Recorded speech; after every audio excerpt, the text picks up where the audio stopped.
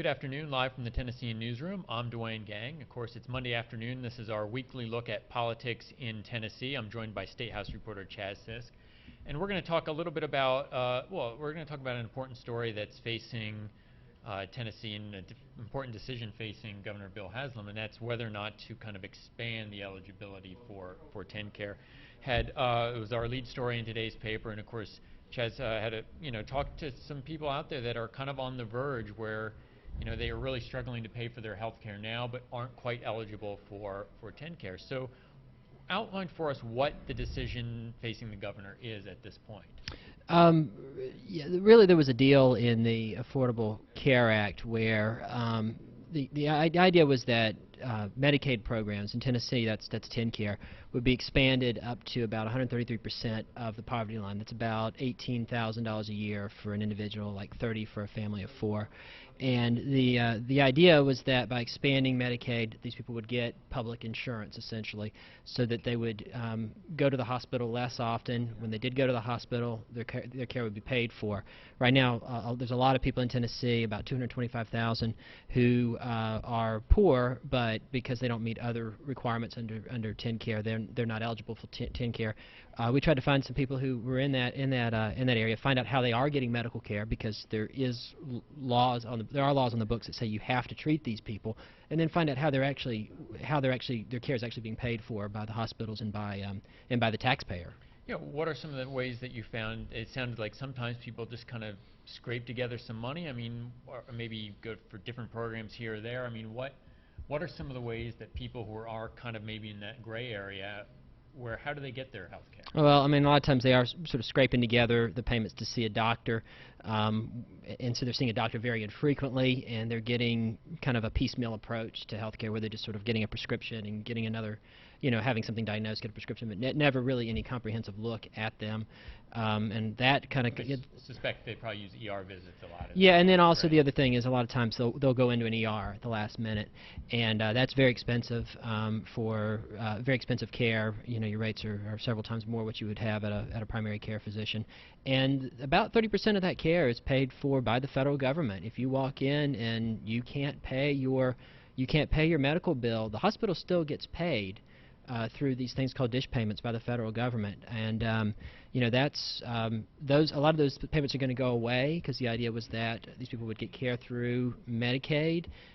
If they do go away, it creates a hole for the hospitals. If they don't go away, well, I mean, I guess the idea is the question for the governor is, does he put the hospitals in that situation?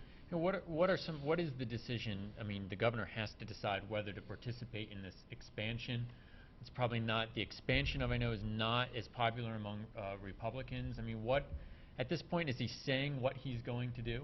No, he isn't. I mean, he's kind of between two elements that have supported him in the past. One is a lot of Republicans who are against Obamacare. The other are hospitals, and they have sort of a business argument for expanding TennCare. Now, is one of the concerns that if it is expanded, that this could be a burden on taxpayers, on the state's own finances? Right, that's the concern. The proponents say there's an initial price tag of $200 million a year, which we did some comparisons. That's about as much as the state spends in the Department of Safety. But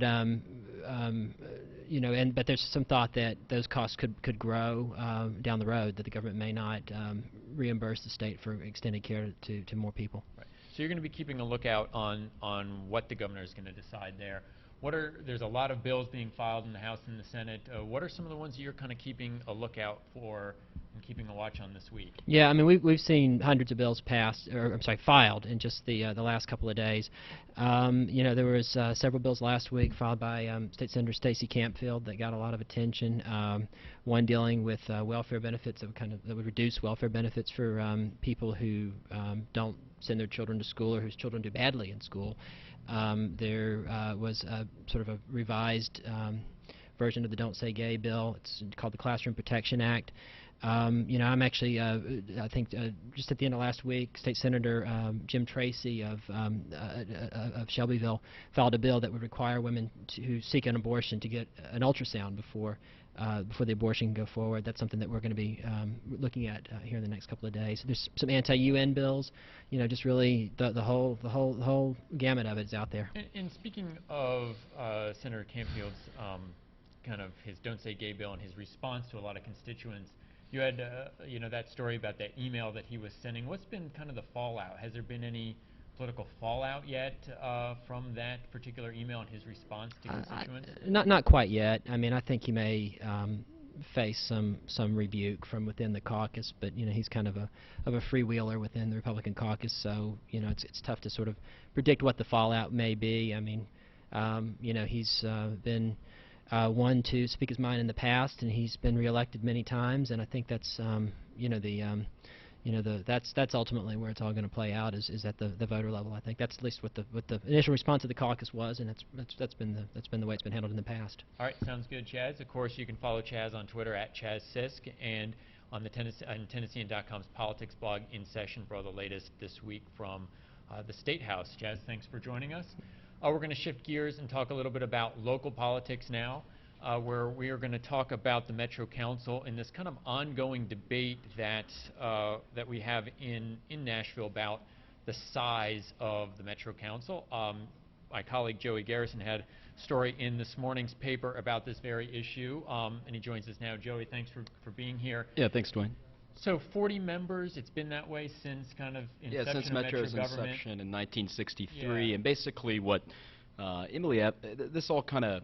this discussion about how large our council is has been going on since it was created. But it's been brought up at this moment right now after a bill failed a couple months ago that would have ended this controversial lifetime health insurance benefit.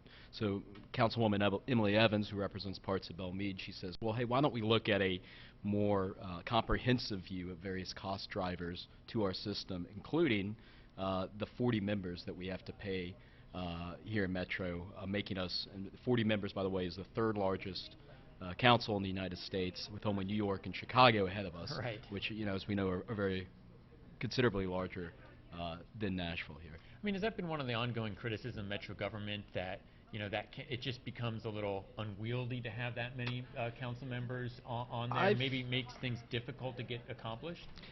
I found that it makes it, it's kind of hard to explain. I mean, I guess it makes it, I think it's hard to build real effective coalitions. I think it's hard for key individuals to emerge from the council, and I think it's easier for the mayor to have a real mayoral dominated system, because I think they're really easily able to coalesce kind of their 20 to 25 key votes on items, making it very rare to ever defeat anything that comes out of the mayor's administration. And we're 50 years into Metro government, of course, and if this is an ongoing debate, obviously nothing has changed. Do you think this time around she could get some traction on that legislation? No, and I actually don't think they will, but it's kind of interesting to look at 50 years later, and council members are at least talking about it. And the way I see this going down is this will, again, this proposal, this study that she's proposed in this bill would look at various things. It would look at the issue of term limits. It would look at the issue of how much we pay our mayor, vice mayor, council members, whether these should be part-time, full-time positions, and the size of the council. So it's going to look at all those things. It'll be part of next year's budget. It'll get done by 2014. Maybe something could be brought to a public referendum by then, and that's how you have to change the Metro Charter. Right. But the problem is you'd have to have 27 council members vote and to put it on the ballot. Yeah, and it's something their that though I found 3 people that were all pretty thought it could be a good idea to lower it to 21. Right. I just don't see it as able to get it on the ballot. Of course, the last time Bill Purcell tried to do that, tried to change it from 40 members to 21 members in 2005, and he was unsuccessful. So. What else are you going to kind of keep a lookout for? You'll be there at the council we'll be there meeting this week. We'll be there tomorrow night. There's a couple different items. One is Mayor Dean has asked the council to sign off on a $110 million mid-year capital plan. That would be in conjunction, added to $297 million we approved during the last budget. This $110 million allotment would pay for the upgrades to the south side of Bridgestone Arena, which is sort of supposed to kind of feed off the new Music City Center there. There'd also be 50 million stormwater upgrades, among other capital needs, new central police precinct. So there's going to be that vote. There's also going to be two tax breaks, proposed tax breaks from the mayor. These asked the council to sign off on the third and final vote. One would be for a healthcare company called AmSurge that is proposing to simply move to a different location in Burton Hills.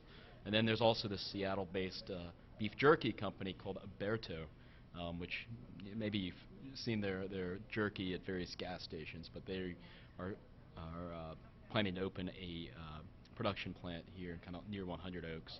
So those are two more votes that I'll be looking at, and on top of that we'll have a host of various public hearings on several construction proposals and that kind of thing, zoning proposals in Nashville. All right, sounds good, Joey. All right, Thanks for Dwayne. joining us. Of course, that concludes our weekly look at politics in Tennessee.